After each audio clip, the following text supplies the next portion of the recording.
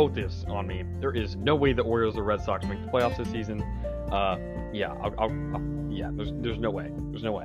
For me, I gotta build a snowman. I don't think all Mavs fans look into the stats like I do. I'm mixing names, swapping pitchers' names, and everyone today. So thanks for catching me. I've given up on Drew Lock. I think you trade him. I set the bar really low at the NBA predictions. How are we talking about the Thunder in a MLB preview? I have no idea. That's a perfect name. What you said, name brand players. Like, it's not the great value Target brand toilet paper or whatever. It's the Charmin Ultra Strong. I don't know if Nick Nurse is the coach for the Raptors. I don't know if he's the reason why they won the 2019 championship. I feel like that was more of a team effort. Yeah, this questions the firing of Dwayne Casey, who I think is a very underrated coach. He's making the best of the Detroit Pistons situation. Yeah, I definitely agree with that. I was surprised that the Clippers gave up Lou Williams. Everything's going wrong for the Lakers at the wrong time. The Mavs cannot say we do not miss Seth Curry shooting threes. Them losing like 40 players to the Chargers who play online. I'm just gonna, and it lands to the Dolphins. I'm just gonna have to throw my hands into the air. I agree 100%, and the reason why I agree is because this is a terrible trade for the long term. To me, the Capitals really pushed all their chips for this season. So happy belated birthday to Madison Bowie. Sam Bennett's someone I really expected to be a better player. Hello, I'm Mike Grimes, and you've been listening to Outsiders Opinions with Kevin and Austin. What's up, y'all? Welcome to our 52nd episode.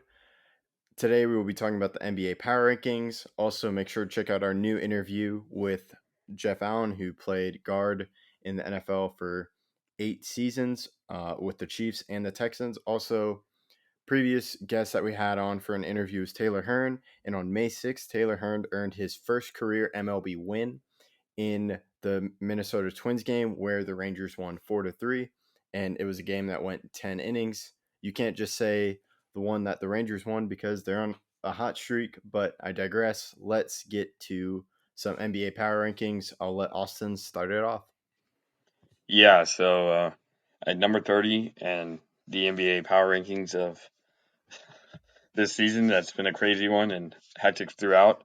We have the Houston Rockets, a team that had to depart with James Harden early in the season, and John Wall's now out for the rest of the season. They've only had a few bright spots, but this year's just not been their year, and Steven Silas and the rest of his coaching staff is going to have a tough task in the incoming future. Yeah, it's been a tough season for Coach Silas, as when he became the coach, he thought he was going to have James Harden. Then you have that drama with James Harden. But I think few of the bright spots are Christian Wood and Kevin Porter Jr. So that's a good thing to look for the future, but it's going to be a rough few years for the Houston Rockets. Yeah, I definitely agree, and I feel like we can move on to number 29. And at 29, we have a team that's also struggling mightily. It's Cleveland Cavaliers. They've also faced a lot of injuries. Kevin Love's just coming back. Matthew Dellavedova's just coming back. But they really haven't gotten anything near the success that they've wanted, especially after LeBron left in 2018. They haven't been close to a playoff appearance, and it seems like we're years away. Yeah, it's going to be a couple of years away for the Cavaliers. And I think you mentioned Kevin Love. I think the Cavs brass would like him to be there a lot more, but injuries have just kept him away. So I think they maybe in the offseason, you don't swing for the fences, but you just get a nice veteran presence to help with these young guys. What are your thoughts on that? Yeah, definitely. Swinging big right now, especially as a rebuilding team, is not the move. You want to spend cheap and make sure that you can pay the guys that you're going to draft high. And you're preparing for the future. And if you make a run, you make a run. There's been teams in history while you think you're in a rebuild, and then you win the championship, and then you're not in a rebuild anymore faster than you anticipated. But like you said, swinging for the fences right now is not the move, and they need to be patient with their team. Yeah, I think we can move on to another team who did swing for the fences, I would say, last free agency, and that's the Detroit Pistons. They brought in a lot of guys, Jeremiah Grant, Mason Plumlee. Those are just two of the big names. And I think they're trying out some stuff now, so they're kind of keeping Plumlee and Jeremiah Grant on the bench, just seeing if they can get higher picks to help with that rebuild. They also have Sadiq Bey. What are your thoughts on them? Yeah, another name to add there is Saban Lee. He's been a great player. I believe he went to Vanderbilt.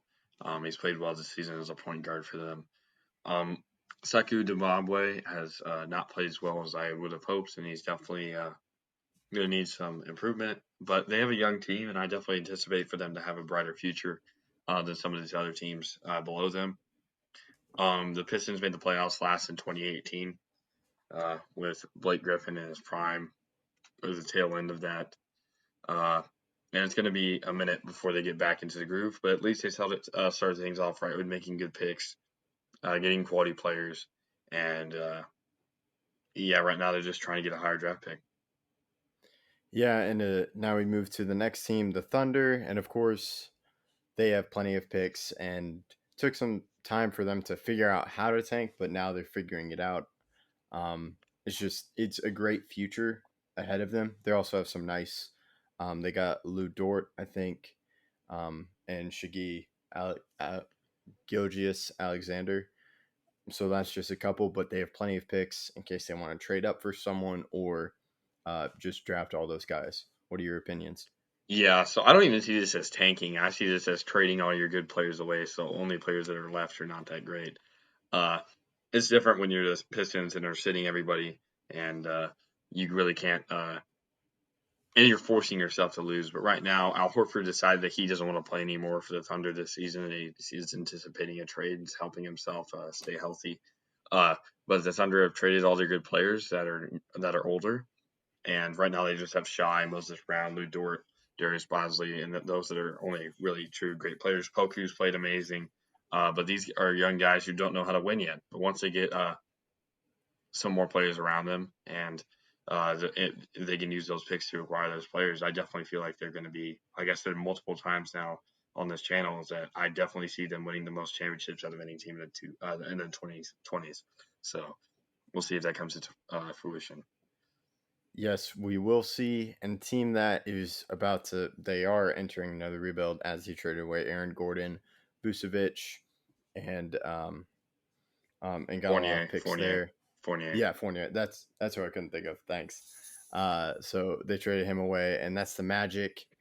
And they don't really have stars right now, so it's a little more concerning for them because Fultz is injured and he really hasn't lived up to the potential of being the number one overall pick when he was selected by the Sixers.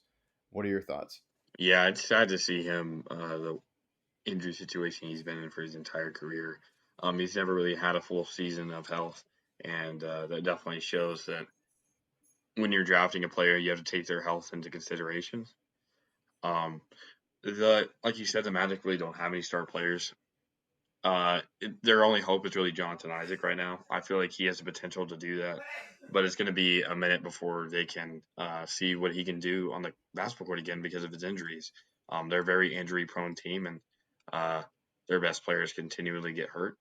I like the pickup of Wendell Carter Jr., but for a trade of Vucevic, I don't know if it was worth it. We'll have to find out in the future. But they're definitely an injury-riddled team that has a dim future if they continue to stay this injured.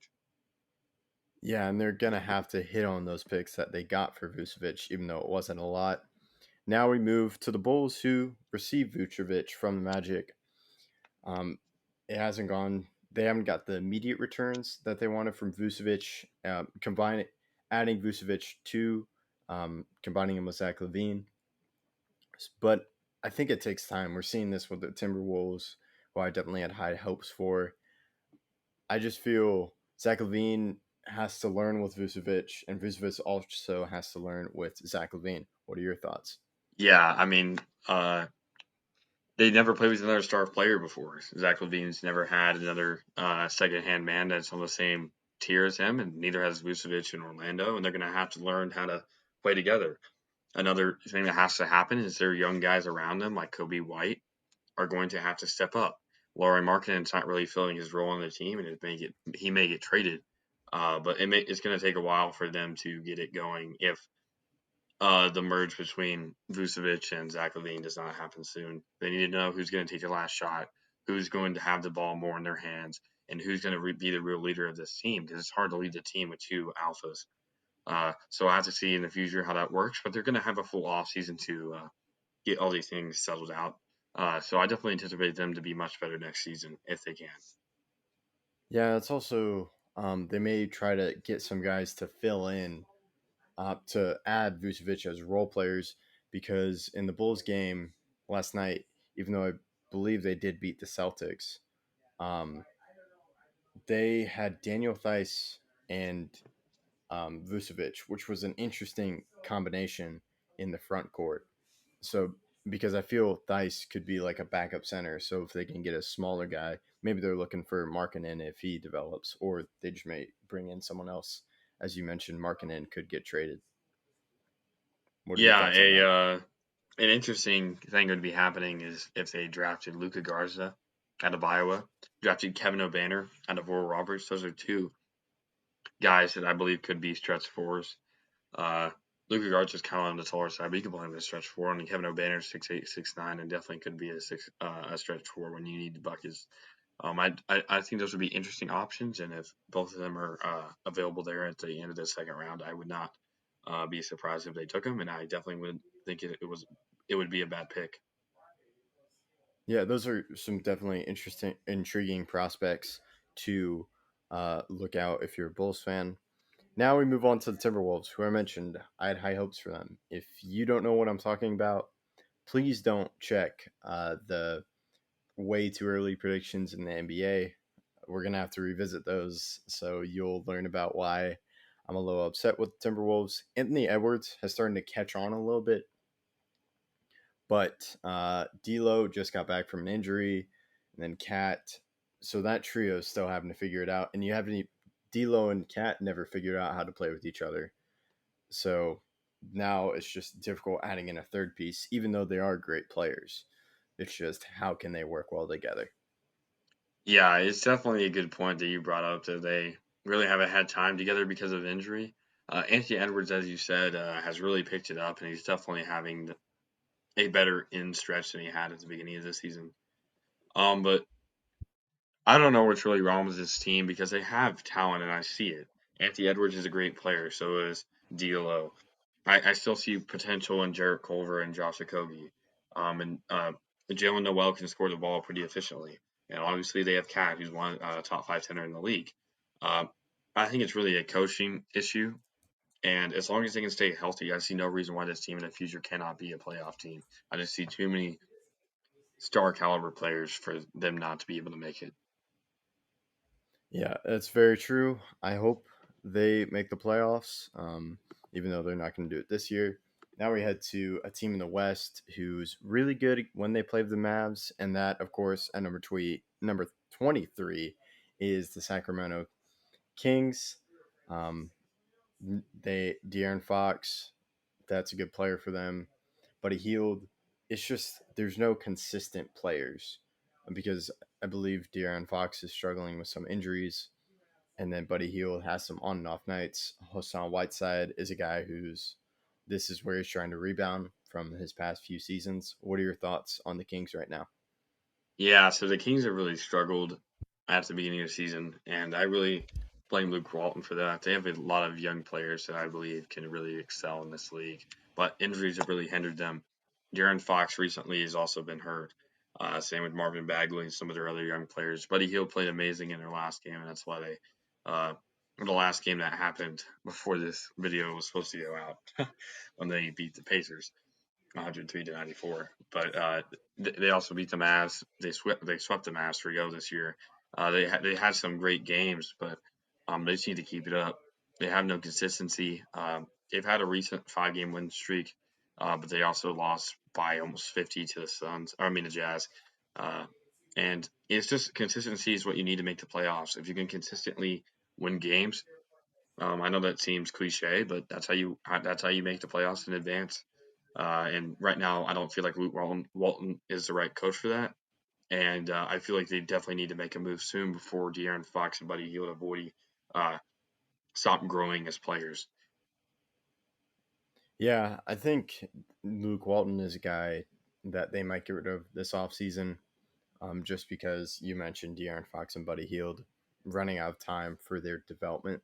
Or they can always develop, but these are some key years for their development to progress. So you may want to get a new coach in there to help bring that out.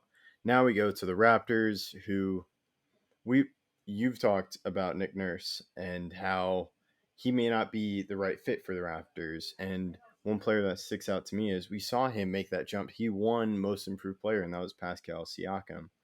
But I think Kawhi leaving, and then you have Gasol and Baca.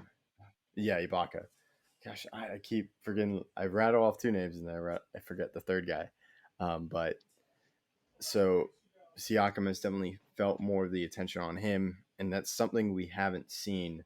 So I'm not sure if Nick Nurse is a guy who, if you have the team already built, he can come in and get them to that championship. As we saw with the Raptors, they already had established players, and Siakam just came as an extra piece. What are your thoughts on that?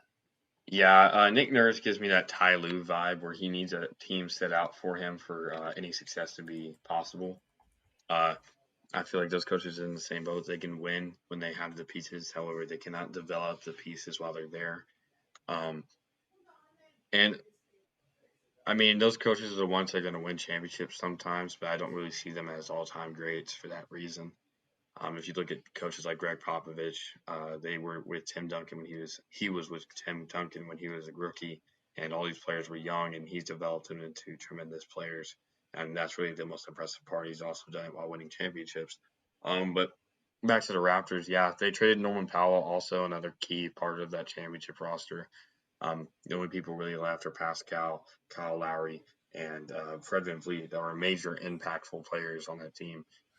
Uh, it's sad to see, but they're already rebuilding just 2 years after winning a championship, and it may be a long rebuild if they can't get the right coach in there to help develop whatever player they draft this season. Yeah, and they might lose Kyle Lowry this offseason in free agency. But we can move on to a team um, that is the New Orleans Pelicans. They definitely had high hopes. I don't think you and I bought into the hype, but especially how difficult the West is, they just shut down Zion. This is a team that I think they were hoping they could hit the playoffs or at least be a contender for that number 8 spot if it were a normal regular season. What are your thoughts on that? Yeah, I mean, the Pelicans were definitely a team with a lot of star power, especially for what people consider star power. I mean, Brandon Ingram, Zion Williamson. They had JJ Redick at the beginning of the season. This should have been a playoff team if they were fully developed. However, they're really not. And I mean, I don't think either of us had them making the playoffs. We just saw the West is being way too stacked for a group of young guns like this. Uh, and Zion needs to get some other part of his game and just scoring in the paint, especially when you're going against teams that are really 3-point efficient. You can't beat the Warriors even if Curry's shooting a lower percentage than Zion because Zion's only shooting twos. Uh, if you could get a dribbling game or a passing game that's really efficient, or even a mid-range shot, I feel like his game will improve greatly. But he's a great young player, and he's definitely a superstar in this league. And I definitely think they have a bright future, especially because of the picks they have. Yeah, and you mentioned Zion, what he can do and what he needs to improve on the court. But I'm going to say a different facet is him just being able to play on the court. As I mentioned, he is injured right now. They just shut him down because I think the Pelicans are being very precautious with him. And we saw this when he was coming back from that knee injury. So in his rookie year, and that's what delayed him so much. He didn't even play till like January, I believe. And then COVID shut down. So that's one thing to look out for him because he is such a unique person physically. Like he's just so powerful sometimes. But what are your thoughts on that? Yeah, so I mean, I can give an example of why they're doing this. Brandon Roy, he was made 3 All-Star games, and then his career fell off because of injuries. He was the one who destroyed the Mavs in that game 4 of the Portland's first Mavs series. But that was the season that the Mavs won a championship, so I think it's okay.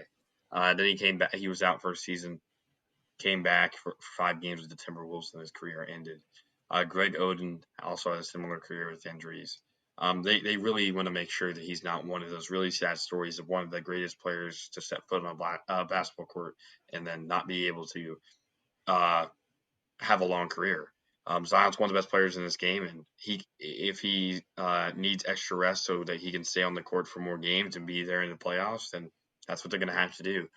But that really does harm a team because every game is important, I believe, and for your star player to be out, especially if it's against a divisional opponent, an opponent that you may meet in the playoffs, I definitely think those are important matchups for your best player to be healthy.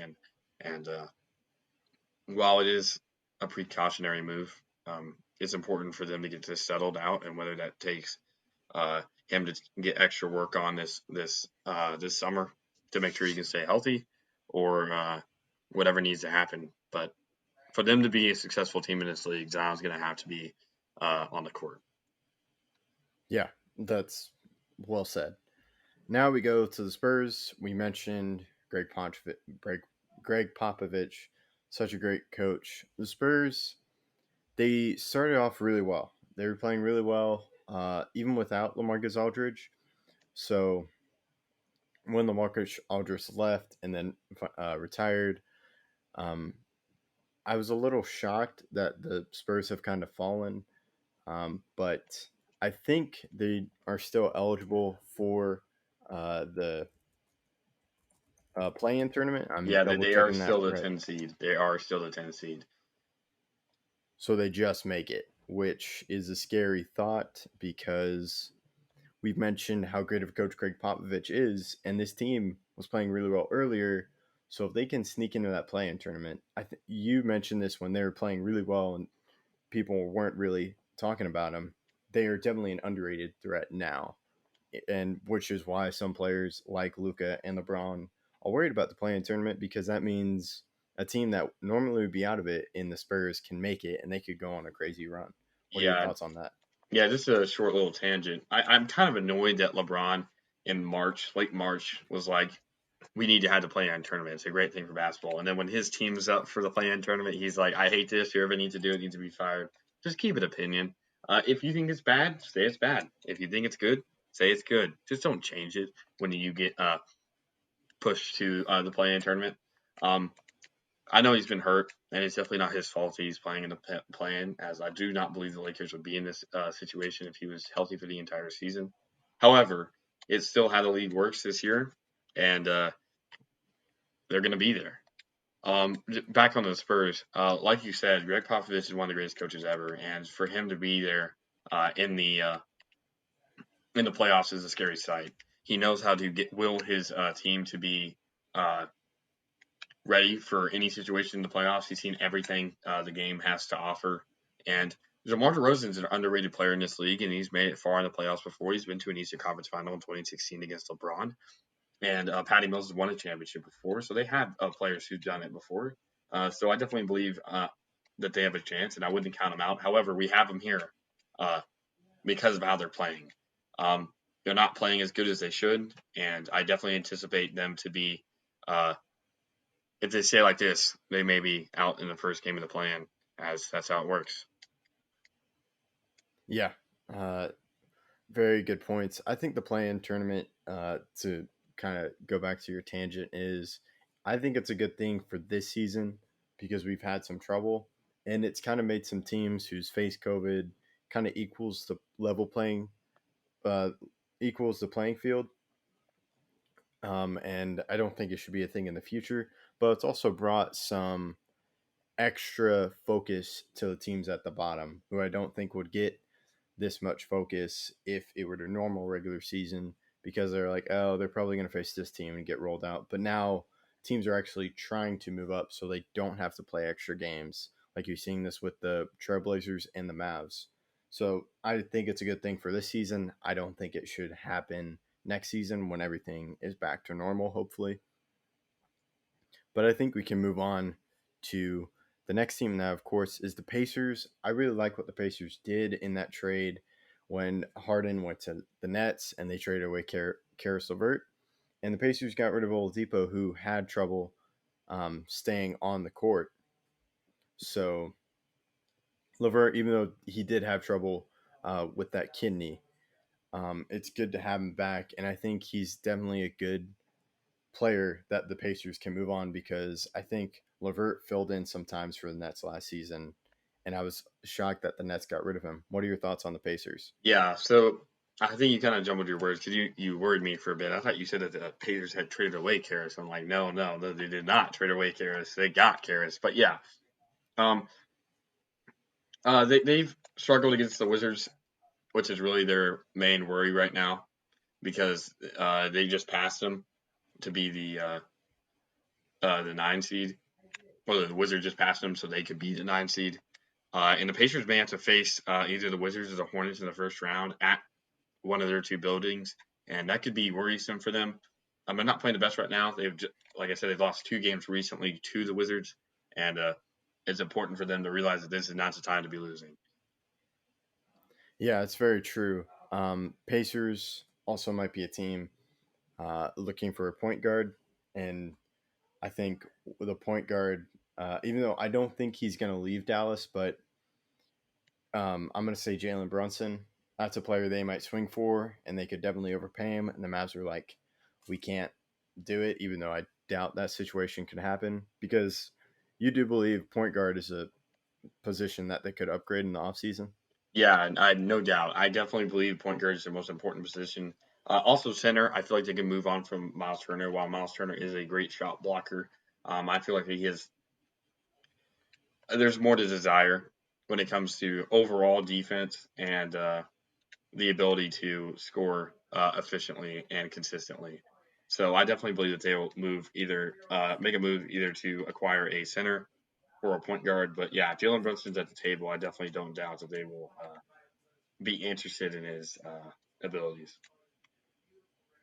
Yeah, hopefully that doesn't happen. But I gotta take off my Mavs viewing goggles and look of it for all the teams.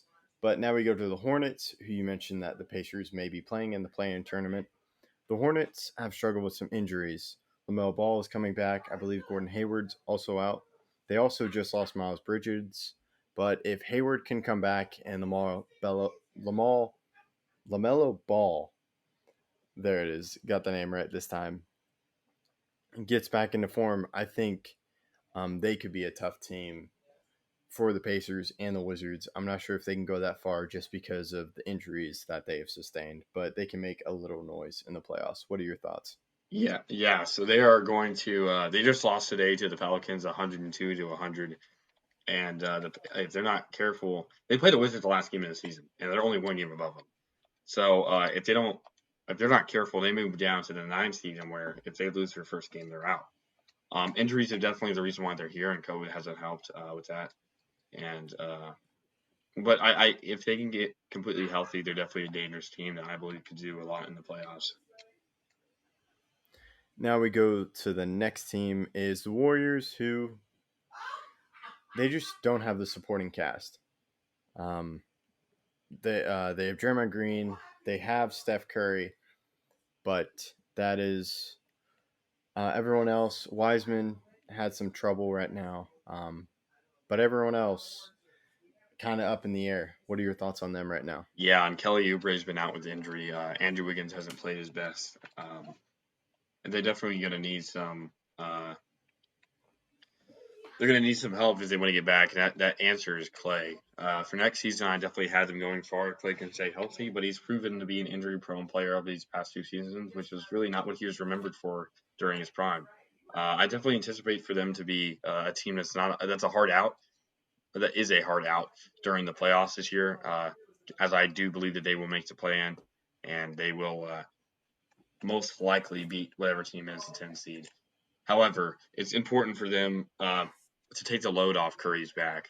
he's been the only scorer for them recently that's significant. And if they can get anybody to take the ball out of his hands during times that are not crucial, I see that as a win, as he may get injured again. And we know that Curry's an injury-prone player. So if they can keep the ball out of his hands when they don't need it to be in his hands, I definitely see that as a plus.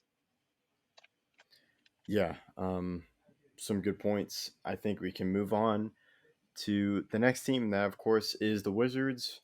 Russell Westbrook has just been on terror, and he's kind of shown how he is a great player. And I think the Wizards, it's good that they're in the play-in tournament. As you said earlier, they moved up into the 9th seed. I think the Wizards are a good team. You're definitely seeing the returns I think you want to see if you're a Wizards fan from Russell Westbrook and Beal. And since you're a Wizards fan, do you agree with that statement or disagree? I 100% agree. I was really worried about that trade at the beginning of the season, and I was not confident in his abilities early in the season because of his injury. He definitely wasn't healthy, and I was worried about the trade that we had made. We had lost John Wall, but now John Wall's out for the rest of the year, and this trade's really worked out. I've been impressed by his ability to be such a great teammate. He really can do almost anything he wants to on a basketball court if he's hot, and it really seems like he has been like that recently. I would be scared if I was the 76ers or the Nets at the top of the East. I would not want to be playing these guys right now. Sadly, Beal just got hurt and will be out for the game tomorrow against the Hawks. And that's really a huge thing. And that may make the difference, as the Wizards really do need to win to get to that 8 seed. But I wouldn't be surprised if they could knock out a series or two, especially with these 2-star players playing how they are right now. The Wizards have been one of the hottest teams since April 7th, and if they all come to play, I would be worried. Yeah, definitely a duo that I wasn't sure about at the start. Kind of agreeing with you there, but they've definitely shown it off and kind of showcasing the point that the Westbrook and Harden thing may have not been Westbrook's fault, but could have been Harden's fault, because I think that was a big thing. Like, okay, Chris Paul didn't work out. Okay, let's bring in his buddy. That didn't really work out. So Russell Westbrook, like you mentioned, he's such a great teammate, kind of showcasing that ability. While Harden, I'm not saying he's a good teammate. I'm also saying I'm not saying he's a bad teammate, but I'm also not saying he's a good teammate. Yeah, he hasn't. Sorry to interrupt, but I just wanted to mention that I'm really conflicted here. Let me get this straight right quick. James Harden is a fabulous basketball player. He is a top 30 NBA player of all time, and I would not doubt that he's one of the greatest scorers of all time. He's done magnificent things with the Nets this season and deserves all the praise that he gets. Let me contrast that by saying he does not have the work ethic that Westbrook has. Westbrook every game puts everything he has into it, and whether he does terrible that game or great, the effort does not change. He lays his heart on the line every game. He makes sure that he is playing his best, no matter who he plays against, no matter the odds, and he really wants to do everything he can to win. I just do not see Harden putting in the same amount of effort into each game. Yeah, I honestly believe that's why he hasn't won a championship yet. He's gonna need to prove me wrong, and he definitely has the best team on paper ever on his team.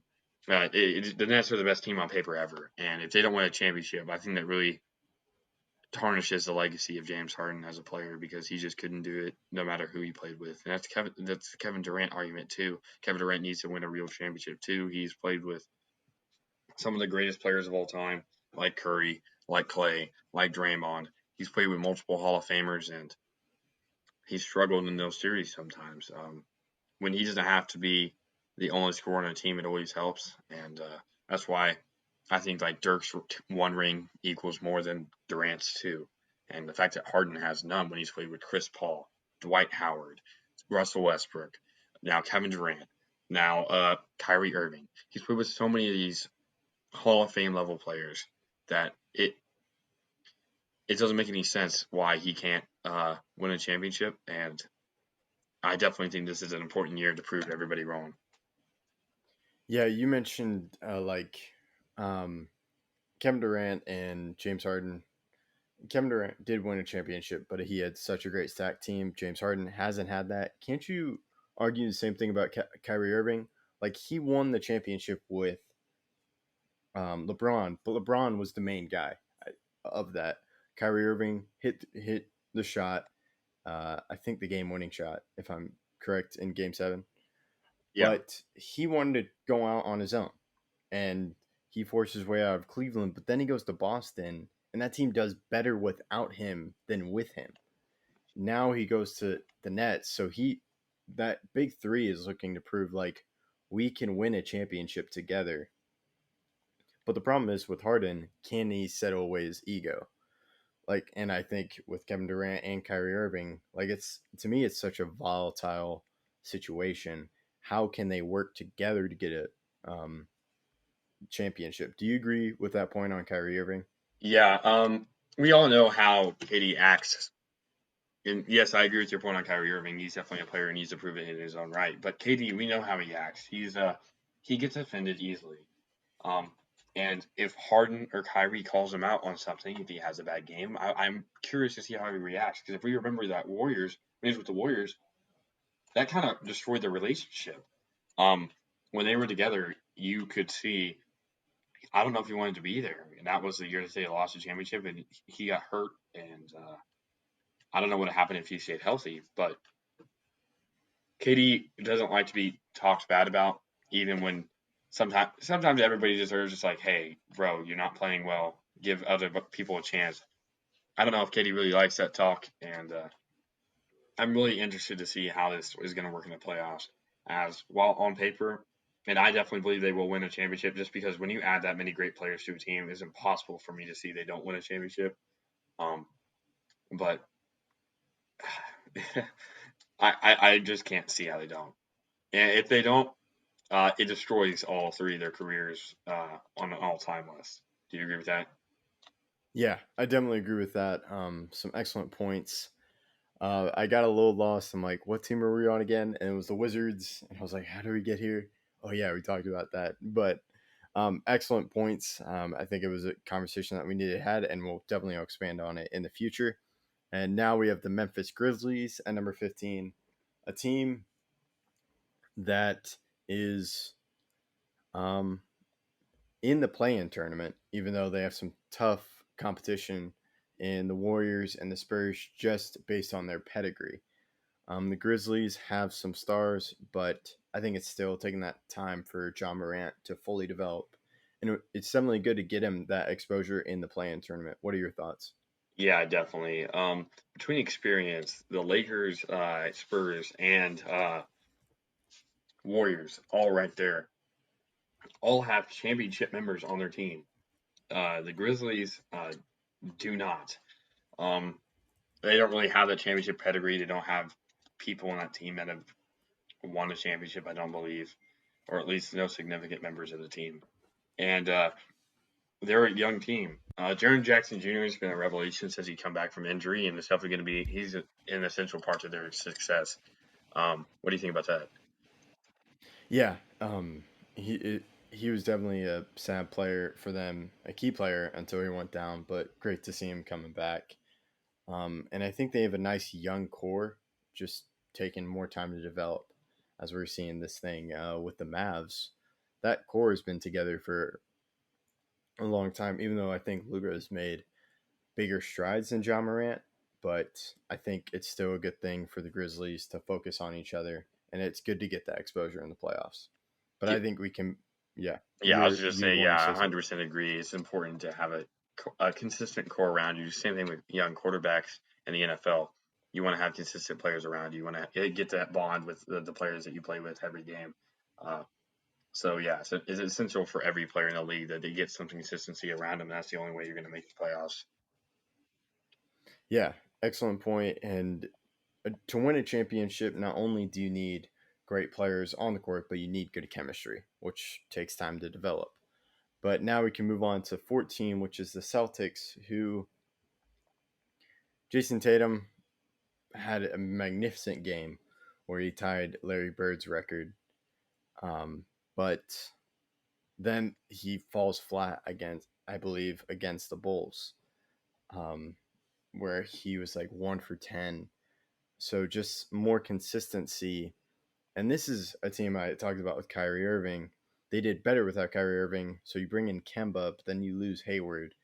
So they're trying to find the right players, but it's taking more time. And Walker was out. So they've played about a season, I think, with Kemba as point guard. And that may be, even though that's stitched between one season and the other because of injuries for Kemba. What are your thoughts on them? Yeah, this really makes me question the coaching ability of Brad Stevens at the professional level. He's had tremendous players play for him for the entirety of his tenure as a coach, from Isaiah Thomas to Kyrie to Kemba to Jason Tatum to Jaylen Brown, et cetera, et cetera, et cetera. And it's impressive almost that they had not made it past the conference finals. I don't know where this team goes. They just lost tonight against the Heat, and it looks like they're going to be in the play-in tournament. And if they keep on playing like this, they may go to the 8 seed or even the 9 seed. So they really got to get their stuff together. And if they don't get it together soon, they may be out of the playoffs quicker than we can blink. Yeah, and they're a team that's definitely they've had a lot of picks, but from that Paul Pierce trade, they got a bunch of the Nets picks, but is some trouble for them. And Brad Stevens, I think he's one of the longest tenured coaches. Is he at like 11 or 10 seasons, or is it 8? I think it's 8. I think he was there in 2013. I'll double check. I believe 12-13 was the last season of Doc Rivers, and 13-14 was the first year that he was with the Clippers. So I'll just assume that 13-14 was the first year of Brad Stevens with the Celtics. Yeah, he was the head coach since 2013. 13-14? Yeah, 13-14. Yeah, okay, that's exactly what I thought. Yeah, that only proves your point and my point further that he needs to get something right, because most coaches don't get this opportunity. We see great assistant coaches, like Steven Silas was with the Mavs for a while and with other teams, and they never really got the opportunity. Dwayne Casey was a assistant coach for the Mavs on their championship roster, and we normally don't see coaches get this long of a tenure without making it to a championship. It's normally a revolving door at coach, and I'm going to be very surprised if they continue with this, because, last year Doc Rivers got fired because they didn't make it to the finals, and he had to move to the Philadelphia 76ers, and that kind of proves my point, is that they were signed the same year, and somehow Doc Rivers got fired, but not Brad Stevens, and it really surprises me. And while I do think it was the best move for the Clippers to move on, I also think it's the best move for the Celtics to move on. I just feel like his voice has kind of died down in the locker room, and it's really important for them to get a new voice to help instill confidence into the players. Yeah, that's an excellent point. Brad Stevens just had a lot of time. Just because you mentioned Steven Silas, I think because of the Mavs' growth, and a lot of people are going to be looking to their assistant coaches, and I think one of the assistant coaches is Jamal Mosley.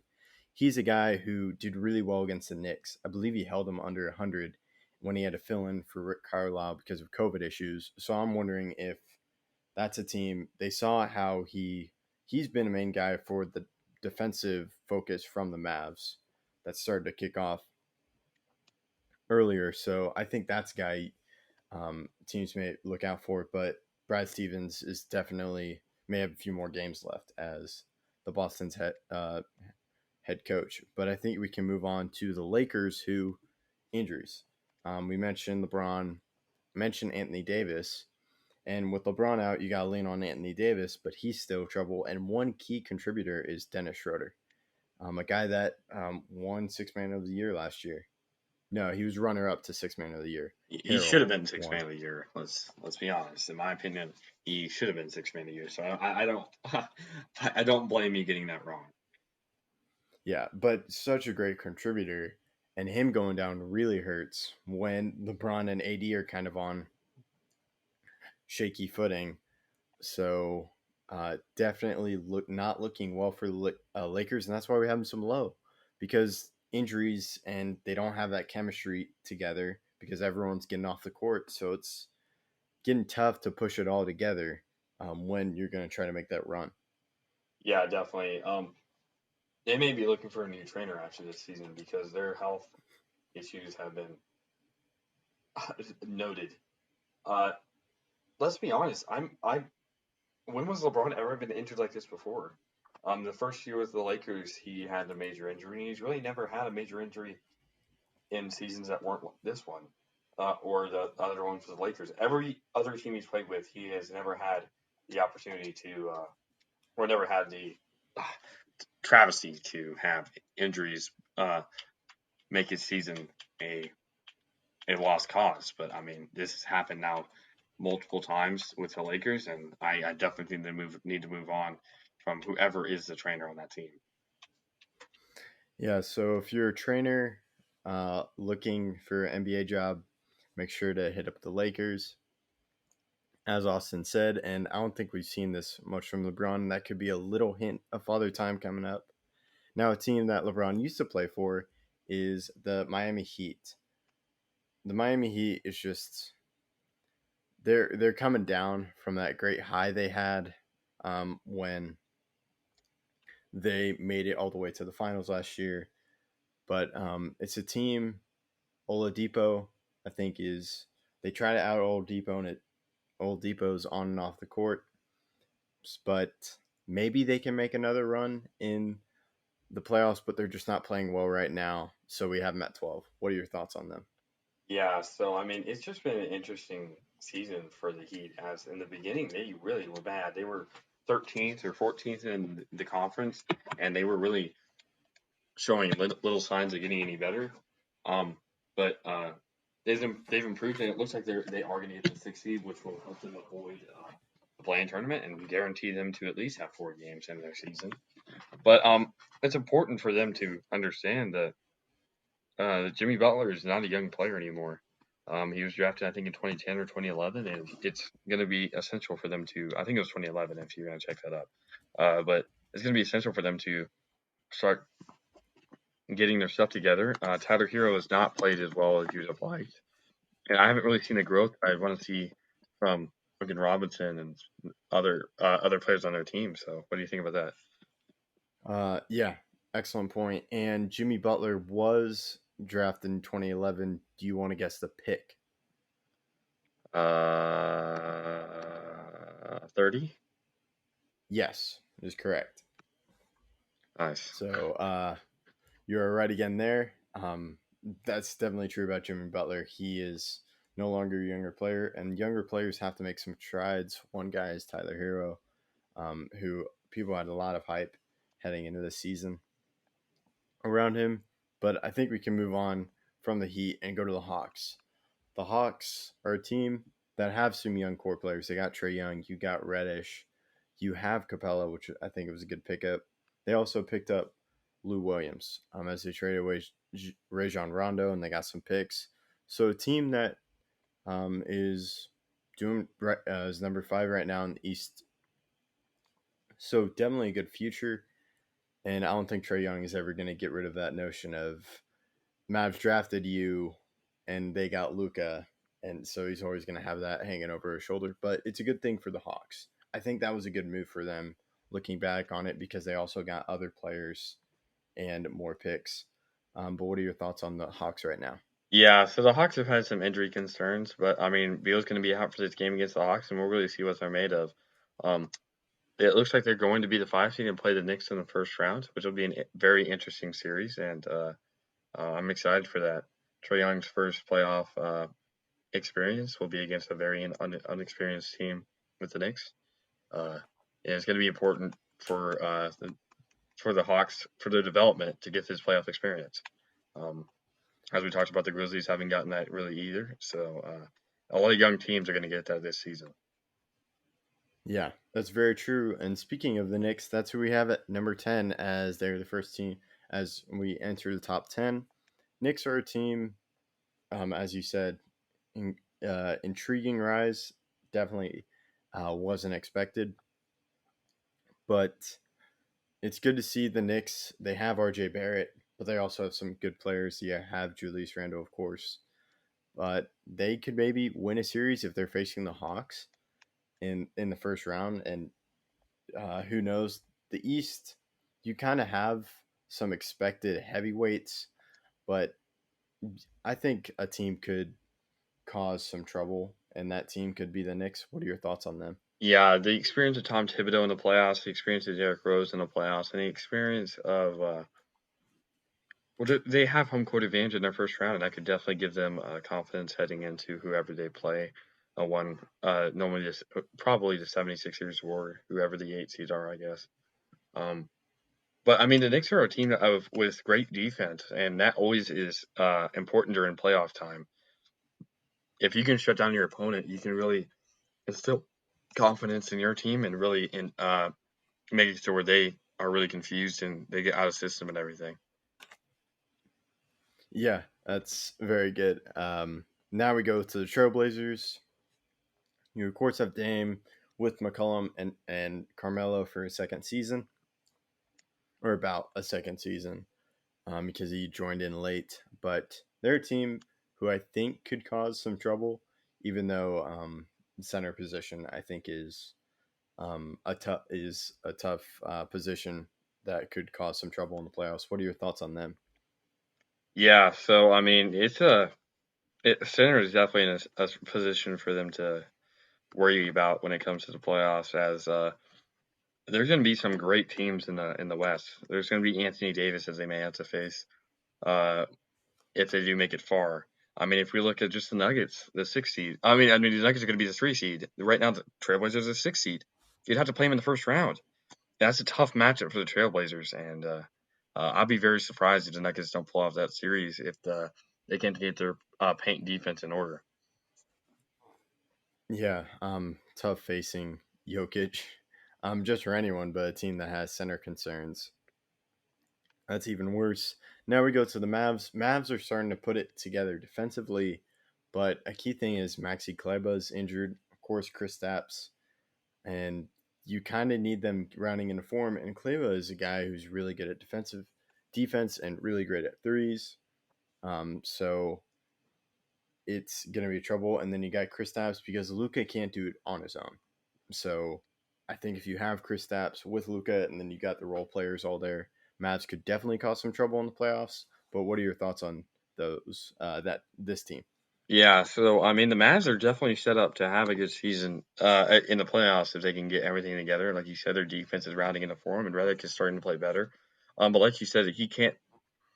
You guys are going to need Brunson, Hardaway, and the rest of this team to step up so that Luka isn't the only player to have to score. I guarantee you that in clutch moments, Luka is going to be double teamed. You're going to need Dorian, who has a clutch shot to beat the Wizards, to do those things. Other people are going to have to make shots, and that's really how you win a finals. Do you have multiple people who can make clutch shots? Chris Thompson may have to do it. We're going to have to see. But Maxi's injury is definitely something that is significant, and because he's an important 3D piece on a team that needs it. Yeah, and I think we can move on to the Clippers, who are definitely a team looking to prove something. And Paul George, the question is, will Kawhi stay? They have made some moves. I'm not sure if it makes them better than what they were last season. But what are your thoughts on the Clippers right now? Yeah, so the Clippers are in a weird spot because they keep on losing, and they're the 4th seed in the West, I believe.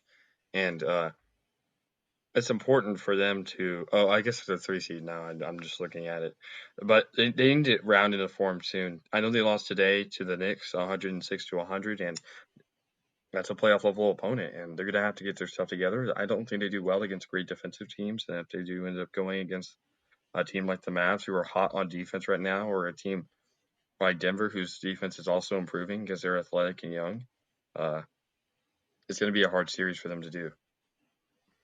Yeah, I would love to see a rematch of the series, Clippers versus the Mavs, because I feel the Mavs, like, that's what sparked their change in defense because of what they saw with the Clippers. So I think the Mavs would definitely bring a punch, and if I have that matchup, I'm probably gonna have the Mavs in 7. But that we'll talk about that later. Until before after everything gets set. Now we go to the Jazz, and we have the Jazz at number 6 because they're not playing that well right now. They have been playing really well this season, but right now they're hitting a little bit of a rough patch. What are your thoughts on them? Yeah, and the reason why we say that is not because they're not winning games. They are winning games. It's just who they're beating. They're beating bad teams. They're struggling. They lost against the Suns. They're struggling against other teams, and that's really who they'd be playing. That's why we have the Clippers where they are. They just lost to the Knicks, and they're losing to good teams. And the Jazz are going to have to get their stuff together against the best teams in the NBA if they want to make it far in the playoffs. Yeah, now we go to number 5. We have the Denver Nuggets. I'm surprised they're playing this well with Jamal Murray as he tore his ACL, but Jokic has been on a tear, but that's definitely something to keep an eye on in the playoffs.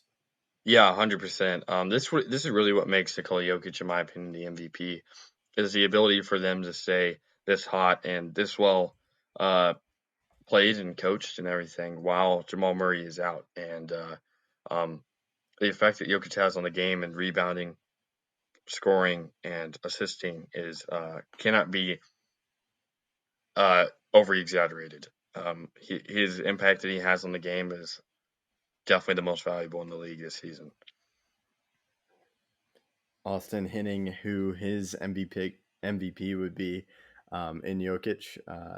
So make sure to mark that one down. I know I sure did. Now we at number 4, we have the Nets. We talked about their star power and how there are questions revolving around their big 3.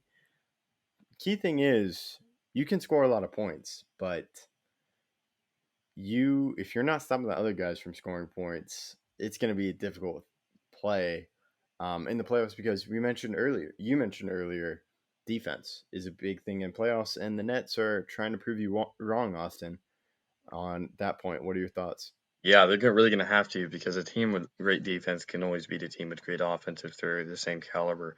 The only reason why I said that the Nets, in my opinion, should make it all the way is that they have so many options on offense that you can't really lock them down, in my opinion. And if a team does, like I said, it destroys the careers of all those players that we mentioned earlier. They've only 5-5 in their last 10, and they lost to the Bucks earlier this week, and they really need to start turning it up, or they're going to be out. I know they lost to the Mavs recently too, and they're just not beating the good teams. We have them this high because we fully expect them to be a team that we need to watch out for. I mean, they lost to the Bucks twice in a row, but we'll have to see how everything works out. As they definitely have the star power to do it, but do they have the chemistry and do they have the defense? That's 2 big questions. And a team, the Bucks. I think saying will they make the championship is too big of a question. Will they make the Eastern Conference Finals? I think is a better question. Because last year they fell short. So this year they have some new players. I like the addition of Drew Holiday because I think he can bear some of the burden. But the big thing is Giannis. Giannis can score when he gets to the rim, but other teams have really adopted that strategy of like just building a wall, forcing him to take jump shots, and that's really difficult for him. So I think the addition of Drew Holiday helps kind of alleviate that offense, but that's something to watch out for the playoffs. But right now they're playing really well, as you mentioned. They beat the Nets twice in a row. What are your thoughts on the Bucks right now? Yeah, they're definitely a team I'd be scared of. Like you said, Drew Holiday's been huge. In the game that they beat the Wizards by 1 point, he was the only reason why they won that game. Giannis only, I think, had less than 20 points. I think he had 18 to be exact. And Holiday had 29, I believe. So it's going to be impressive if he can help this team win games. And I definitely think he can do that to the highest degree in the playoffs. And his addition, I think, is important. Drew Holiday has already played well in a playoff series against Portland when the Pelicans swept them in the first round, or when the Pelicans swept Portland in the first round, yeah. And it's going to be really interesting to see how he plays against Kyrie or Harden or whoever he matches up, and if they do make it to the Eastern Conference Finals or if they played them earlier. But yeah, it's important that it's not only the Giannis show, as normally when it's a one-player show, they don't make it as far as you would like. So you said the game you're talking about is the one on May 5th where the Bucks won 135 to 134. Yeah, How many points did you say Giannis had? 18. Sad and rare time is Giannis actually had 23 points. Did in Drew that game. Holiday have 29? Yes. Let's go. You're correct there. Okay, I'm close enough. Okay, you're close. Not perfect. Not perfect. but 5 points off of Giannis. I knew Giannis did not lead them in scoring. I knew that to be factual, and at least I got the score right for Drew Holiday, so I'm happy about that. Yeah, you are human. Sorry to tell you. Yeah, I definitely am human. Now we go to a West team. As the Bucks were our final East team, they just made it in the top 3. Just kind of shows how crazy the West is. Thing we've been saying all year, and that of course is the Phoenix Suns. Chris Paul has been a great addition and is what the Suns really wanted when they got Chris Paul. They also signed Crowder, so that's a big pickup, and it's really working out and helping those young players. And Chris Paul also proving how he was maybe mishandled in Houston because he had some injury problems in Houston, but Thunder doesn't have as big of injury problems, and the Suns doing really well. What are your thoughts on the Suns? Yeah, so I mean, the impact of Chris Paul has really been monumental, and the effect that he has on the game is so unprivileged. Well, it's so not talked about. It really should be. He really impacts the game in every facet. He's a great defender. He's a great rebounder for his size. He's a great passer, obviously one of the greatest passers of all time. And his 3-point scoring has really improved almost every season. And I would not be surprised if they make it far because he just does so much. And while I don't believe he should be MVP, he's definitely up there in the conversation. The effect that he has on the game cannot be measured. Interesting note, as Austin hints another MVP candidate, not the MVP winner. Of course, he hints at that being Jokic, but hints at the consideration of Chris Paul. But I say we go to number 1, where I was wrong, not the East team. This is the final East team. And at number 1, that is the 76ers. My apologies on that misstep. I just looked wrong and thought I saw a West team at number 1, but it's an East team. Kind of showing how the Sixers are doing really well, and Doc Rivers is really showcasing how he can elevate a team. Now, can he elevate them into the championship? We'll see that in the playoffs, but Ben Simmons and Joel Embiid kind of figuring out, but they have some great role players. Danny Green, Seth Curry, Tobias Harris, working really well with his former coach, Doc Rivers, the coach he was with when the Clippers traded him to the Sixers. What are your thoughts on the Sixers? Yeah, Tobias was his former and current coach. He's really shown how he's changed. He's matured. He doesn't have to have the ball in his hands the entire time. And it's really helped. The defensive abilities of Ben Simmons, who definitely should be a top 5 defensive player of the year candidate, is impressive for his size, as he can guard shooting guards, small forwards, point guards, almost all the way to power forwards.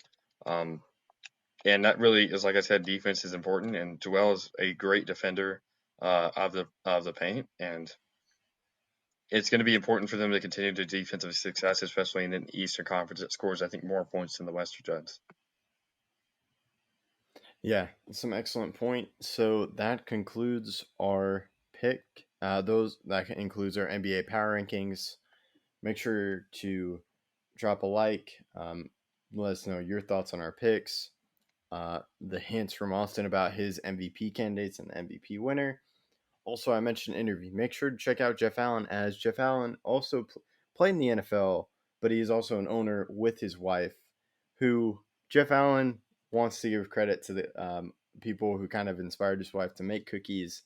I say, and I believe Austin, you'll agree with me here, Cookie Society has the best cookies. Sorry to the New York business where they got their cookies, but they're the best cookies. They're delicious, and I can't get enough of them, and that has definitely increased the weight on the scale. Yeah, definitely. And I want to emphasize that this is not an ad. We did not get paid to say this. We vehemently believe that they are amazing, and that everybody should definitely try them if they have free time. Yeah. Yeah, we're definitely not paid. It's just some great cookies. And make sure to check out the interviews. Jeff Allen talks about how Cookie Society got started and how that kind of affected his retirement plans. So make sure to check out that episode. It's in the interview playlist. Make sure to check out also our other recent interview, and that is with Coach Grimes, as the baseball team swept Arlington High School. The first game 14-1, and the second game 14-0. So great to see Coach Grimes succeeding there. Make sure to check out both those interviews. Make sure to check out our next episode, which will be it will be called a spotty review of rounds 2 through 7 of the NFL draft, because a lot happened past round 1, and we want to focus on that. And we're just going to talk about some key picks. We're not going to do each number pick, because we'd be here for almost half a day just talking about it. So make sure to check out that episode, and make sure to check out our round 1 review. Thank you for listening to Outsiders Opinions.